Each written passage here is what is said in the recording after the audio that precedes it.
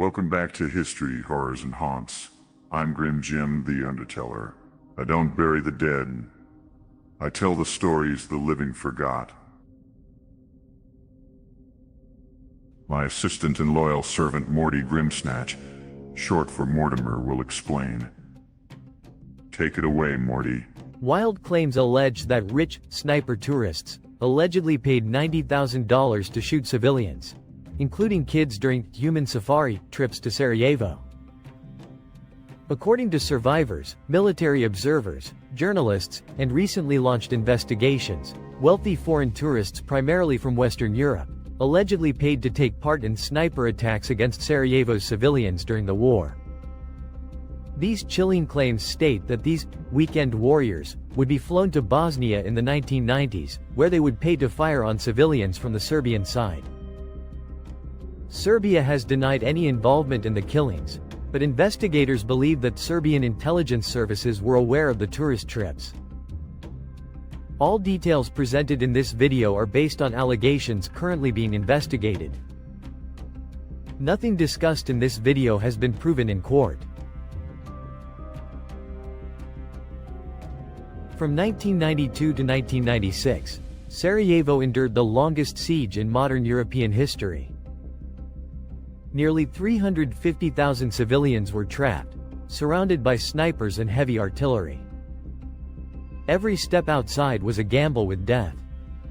Crossing a street, going to school, or running to the market, nowhere was safe. More than 11,000 civilians were killed, including over 1,600 children. Sniper fire became part of daily life. Some streets became so deadly they earned the name Sniper Alley. This was the world Sarajevo lived through. A world where survival depended on luck and timing. Decades later, disturbing new allegations surfaced, claims so shocking they triggered international investigations. According to reports, wealthy foreign visitors may have allegedly paid up to $90,000 to travel into Serb-controlled sniper positions above Sarajevo. Not to fight in the war, not to report on it, but to allegedly shoot civilians for entertainment. It was a human safari, as one witness described it. Again, these are allegations, not established facts. But they cannot be ignored.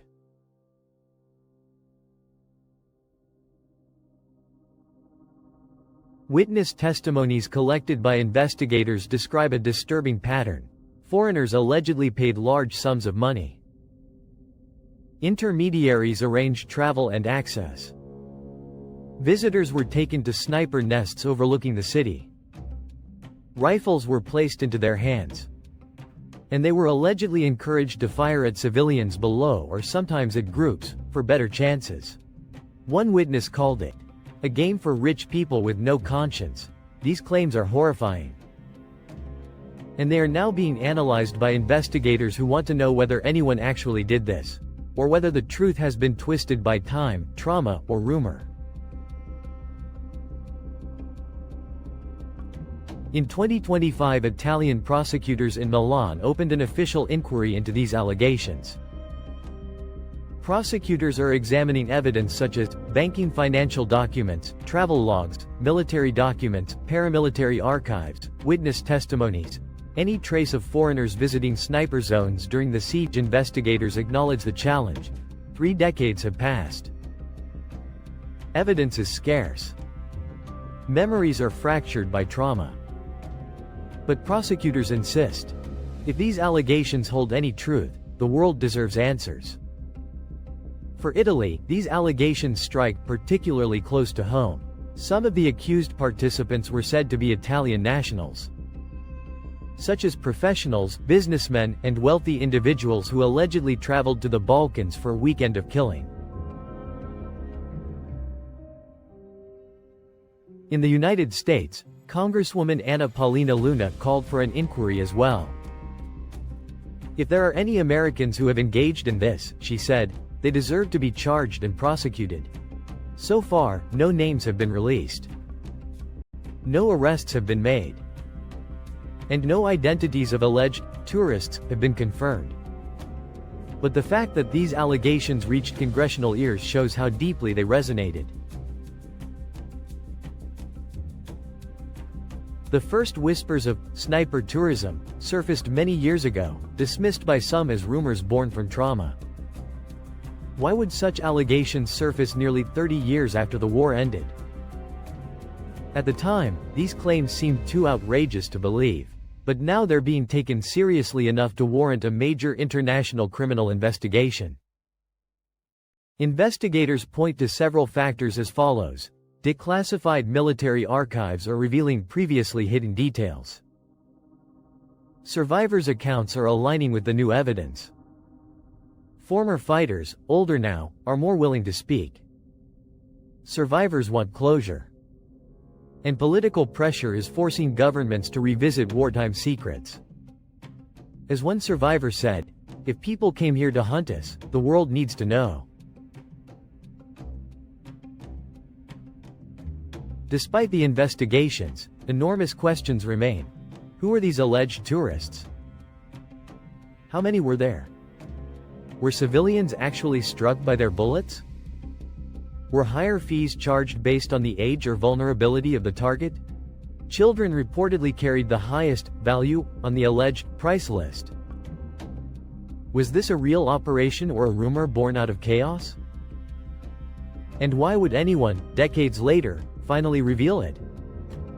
The absence of evidence does not mean it never happened. But it also does not confirm that it did. Investigators face a nearly impossible task: entangling truth from trauma in a decades-old war.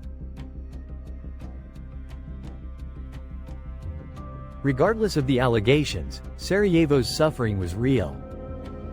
Children ran across open streets under sniper fire. Parents shielded their kids with their own bodies. Shells fell into marketplaces. Snipers watched from the hillsides, choosing moments to fire. Even the possibility that outsiders treated this horror as entertainment reopens wounds that never healed. One widow said, "If someone paid money to kill my neighbors, then cruelty has no bottom." While these allegations remain unproven, the concept behind them has haunted storytelling in films for nearly a century. In 1932, The Most Dangerous Game introduced the idea of humans hunted for sport. In the 1990s, films like Surviving the Game and Hard Target portrayed wealthy thrill-seekers hunting society's most vulnerable. In Hostel, clients paid to torture or kill victims, treating violence as a luxury experience. And then there is Shot Through the Heart, a film based on real events during the Siege of Sarajevo. Shot Through the Heart tells the story of two lifelong friends whose lives are destroyed when the Bosnian War erupts around them. Vlado Selimovic is a Croat married to a Muslim woman, who built a peaceful life as a devoted husband, father, and successful furniture maker. His best friend, Slavko Stanic, is an ethnic Serb, bachelor, and an expert marksman. When Sarajevo descends into conflict, the two end up on opposing sides of the war. Slavko joins the army of Republika Srpska and becomes a sniper instructor, training shooters whose bullets terrorize the city. From the hills above Sarajevo, his skills make him one of the deadliest threats civilians face. Vlado rejects his friend's offer to gain an escape from the city. Instead, he joins the army of the Republic of Bosnia and Herzegovina, determined to protect his family and community. As sniper attacks escalate, he realizes that many of the impossible shots striking neighbors and civilians come from someone he knows all too well. The man he grew up with. The man he once trusted with his life. His friend. His brother in everything but blood. Slavko.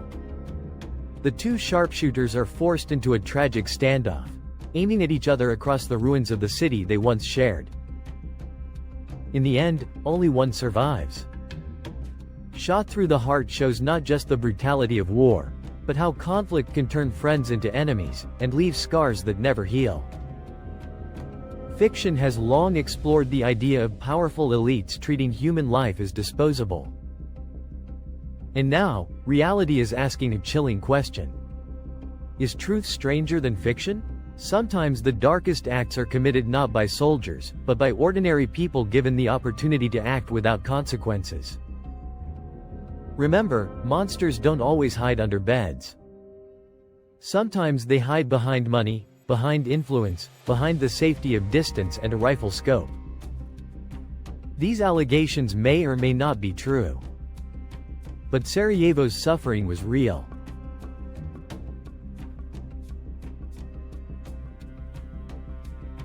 And the shadows of that war still whisper to us today. I'm Grim Jim, the Underteller. I don't bury the dead. I tell the stories the living forgot. And some stories, no matter how long they stay buried, always claw their way back to the surface. Thank you for watching. My friends of the macabre, if this story stirred something in your soul, be sure to like, subscribe, and click the notification bell, so you'll never miss the next tale that creeps out from the dark.